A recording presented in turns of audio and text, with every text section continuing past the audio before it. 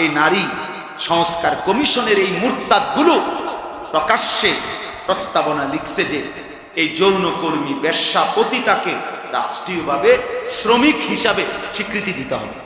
এরা শ্রমিক, এরা ওয়ার্কার। আপনি চিন্তা করছেন এই সমাজ কোথায় গিয়ে পৌঁছে? অর্থাৎ ছেলেদেরকে মেয়েদেরকে প্রকাশ্যে আমন্ত্রণ জানাইছে, তোমরা আরেকটু সবর করো, তোমাদের অবাধ জিনা ব্যভিচারের জন্য একদম প্রকাশ্য ব্যবস্থা করে দিচ্ছি, আরেকটু সবর, আরেকটু সবর করো। তাইলে ভেবে দেখেন, পিছনে বেঈমানের মদত, কাফের মুশরিকদের মদত ছাড়া তারা এটা করতে পারে? তাহলে আমরা কোথায় আছি?